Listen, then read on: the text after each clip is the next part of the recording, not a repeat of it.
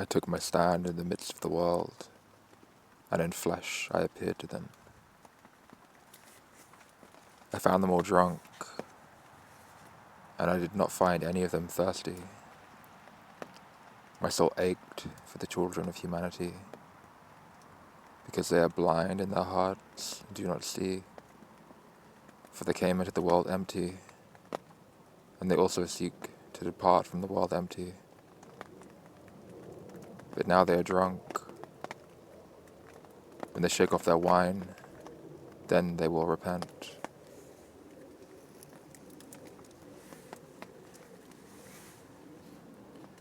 Do not think that I have come to bring peace to the earth.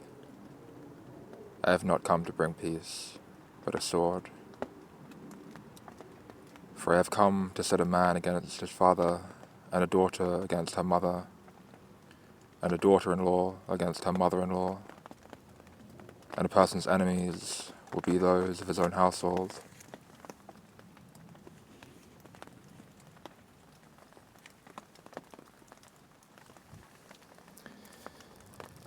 If God were your father, you would love me, for I come from God, and I am here. I came not of my own accord, but he sent me. Why do you not understand what I say? It is because you cannot bear to hear my word. You are of your father, the devil, and your will is to do your father's desires. He was a murderer from the beginning, and has nothing to do with the truth, because there is no truth in him. When he lies, he speaks out of his own character, for he is a liar and the father of lies. But because I tell the truth, you do not believe me. Which one of you convicts me of sin? If I tell the truth, why do you not believe me? Whoever is of God hears the words of God. The reason why you do not hear them is that you are not of God.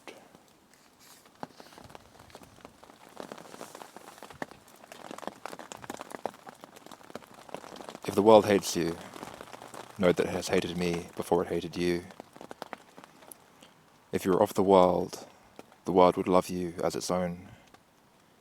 But because you were not of the world, but I chose you out of the world, therefore the world hates you.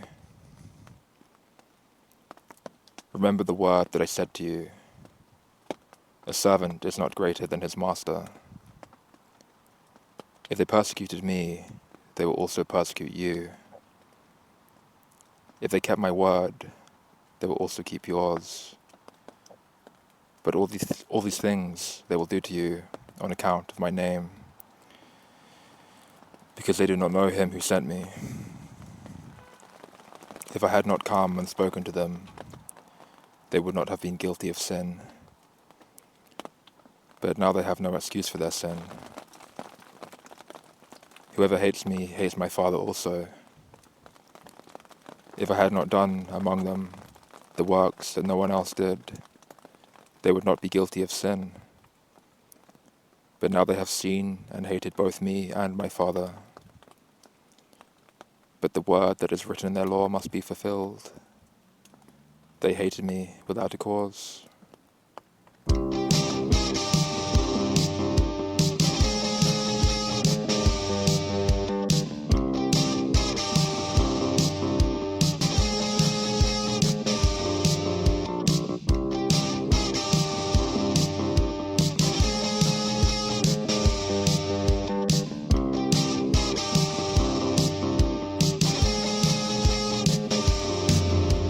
To put it somewhat in the manner of a hack comedian doing a cliched bit, have you ever noticed how people have a tendency to get real weird whenever there's a mention of Christ, of Jesus? This is one thing that Christians say, that I've heard them commonly say, and that I can't help but almost entirely agree upon them with. That idea. Of course, their explanation for it is that the name of Christ has a particular power inherent to it, that the uttering of his name draws forth the demonic attachments that are latent within those who hear the name. It makes them squirm in a kind of agony, and they will begin to revolt and jeer and attempt to make mockery of that which is being presented to them, of Christ, of the ideas of Christ.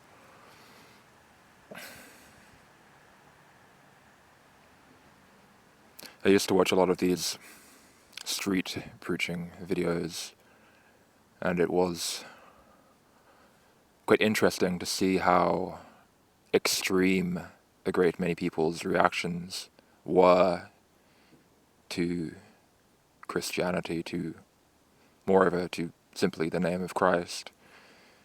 One could observe how someone seemingly composed, conservative, reasonable, well-adjusted would, on the flip of a dime, turn into something completely unreasonable, hostile, aggressive, even violent in a great many cases.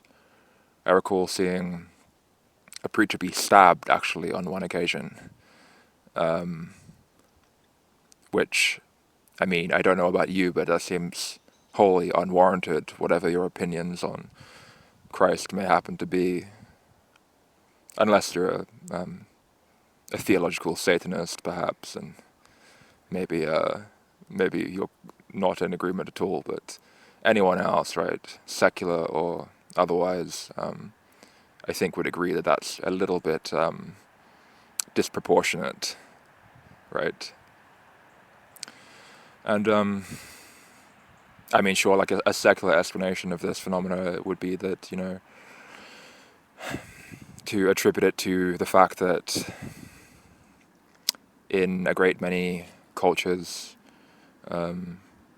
Christianity and its manifestation as the organized religion of Christianity has had a very negative impact upon their life. It's,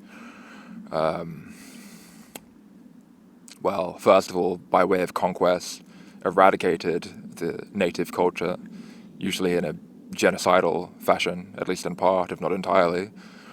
And then secondly, just in their own life experience, has been seemingly suppressive upon their very human nature. It's made them sort of sexually repressed, have feelings of shame surrounding their sexuality. I don't know, resulted in sort of this sort of virtue signaling, impositional narcissism by way of, the elders in their environment. It's just had a very corrosive and unsavory influence upon their experience, and they've sort of struggled to break themselves out of that and decondition their minds, right, to perceive the world in a more healthy, balanced way. And so any mention of that harkens back to that sort of triggers this trauma response, right? And that is what we are seeing when this very hostile, seemingly disproportionate to the circumstances behavior is presented. And that's all very plausible. But I would also say that,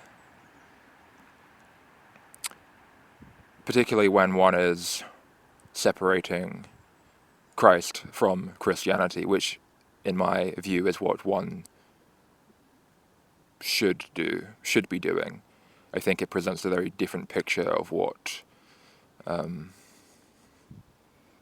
Christ is than many may be, familiar with and understand Christ being, as they would have been educated to believe so through this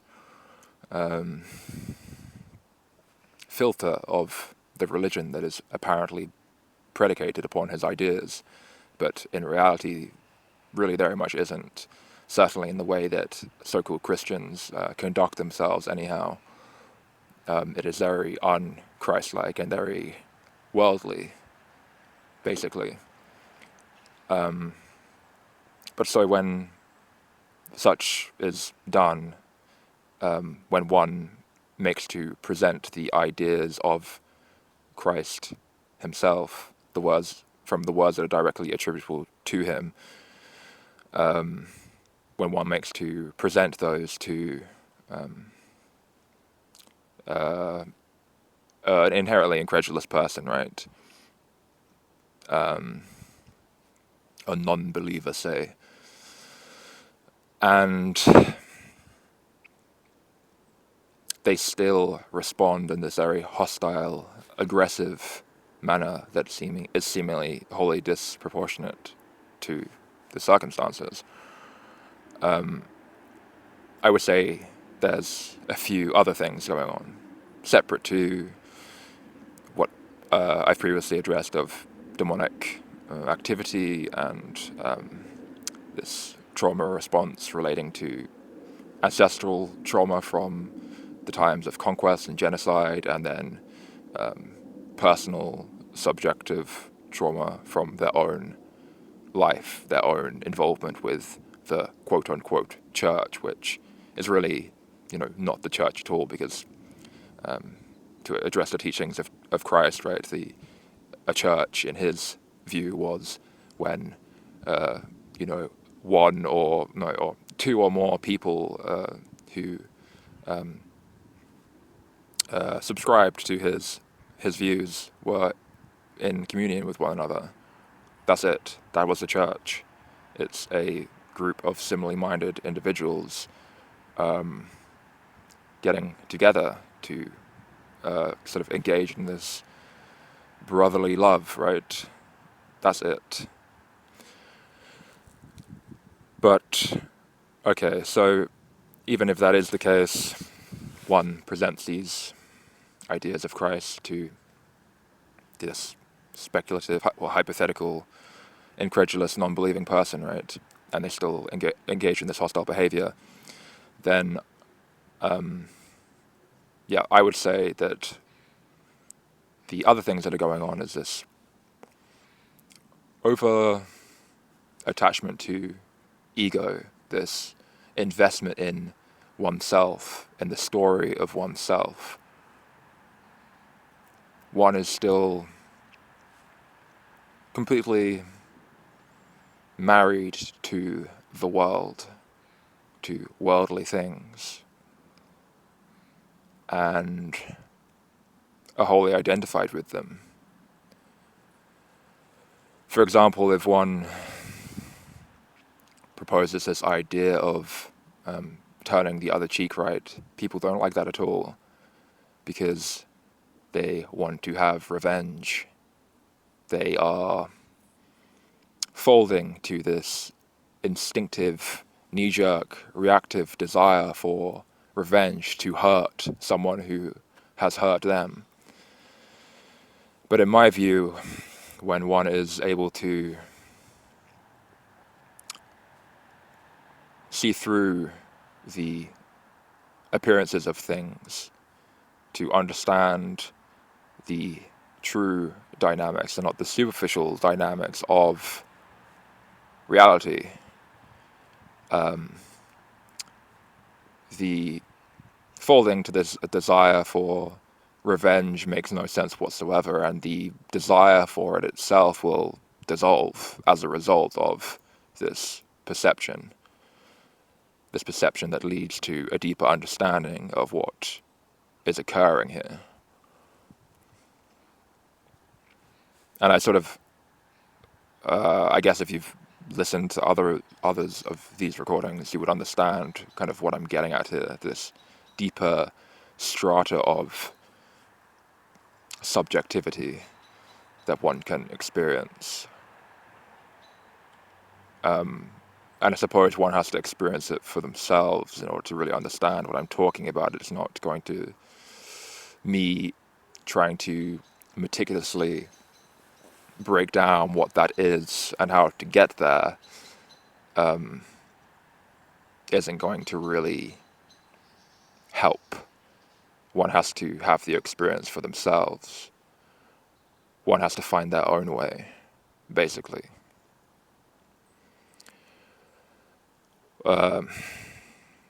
Another can point the way, but one has to have the desire to walk there themselves and then to do the work, go through the process of walking there themselves. And this is a lot of what I see the teachings of Christ, of Buddha, of Lao Tzu, all these sages as being. It's pointing the way. It's not a prescription. It's a description of where they find themselves to reside, and where you too may also be able to reside if you are able to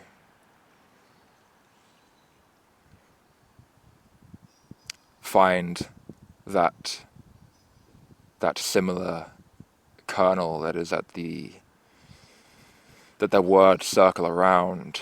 If you can find something similar within you and nourish that kernel within you.